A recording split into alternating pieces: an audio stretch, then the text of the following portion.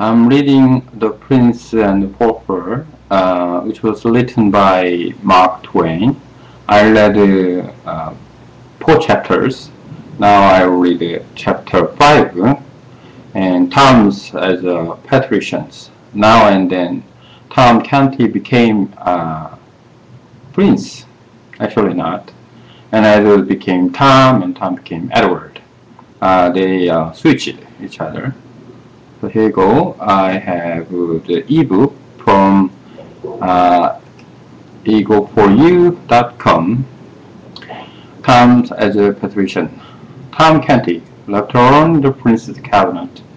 Made good use of his opportunity. He taught himself this way and that before the great mirror, admiring his finery, and walked away imitating the Prince's high-bred carriage, and still observing result in the glass.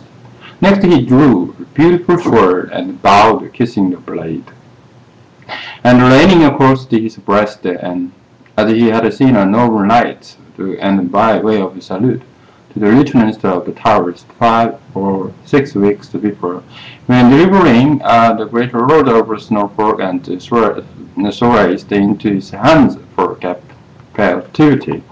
Tom played with the jeweled daggers that hung upon his thigh. He examined the costly, exquisite ornaments of the room. He tried each of the sumptuous chairs, and thought how proud he would be if the upper court heard.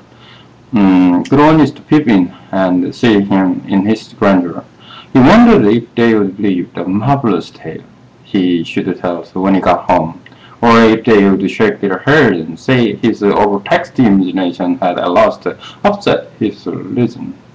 At the end of half an hour, it suddenly occurred to him that the Prince was gone a long time. Then right away, he began to feel lonely. But soon he fell to listening and longing, and ceased to toy with the pretty things about him. He grew uneasy, and then restless and distressed. Suppose someone should come, catch him in the Prince's clothes, and the Prince not dares to explain. So might they not hang him at once? And inquire into the case afterward. He had heard that the great word pumped upon about small matters. His fear rose high and higher than the tremblings. He softly opened the doors to the antechambers that deserved to fly and seek the Prince, and threw him protection, and released the 6 gorgeous gentlemen sovereign. And 2 young pages of his degree and included like butterflies sprang to their feet and bowed low before him. He stepped quickly back and shut the doors. He said, "Oh, they mock at me. I will go and tell. Oh, why came I here to cast away my life?" He walked up and down the floor, filled with names, fears, listening, starting at every trifling sound. Presently the door swung open, and a second page said, "Lady Jane Grey." The door closed. A sweet young girl, literally glad, and bounded toward him, but she stopped suddenly and said in a distressed voice, "Oh, what aileth thee, my lord?" Tom's breast was nearly failing him, but he made a stammer out.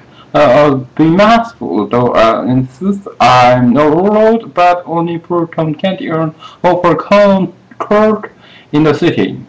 Prithee, let me see the Prince, and he'll of his grace restores to me my leg and my hands and heart, as all he does merciful save me." By this time the world was on his knees and supplicating with his eyes and uplifted his hands as well as with his tongue. The young girl was in horror stricken, and she cried out, "Oh my lord, oh thee knees, and to me!" Then she fled away in fright, and Tom, smitten with despair, and sank down murmuring, "There is no harm, there is no harm. Now to will they come and take me." While he lay there, benumbed with terror, dreadful tidings were speeding through the palace. The which first of all, it was whispered always from manor to manor, from road to lady and down all the long corridors, from story to story, from saloon to saloon.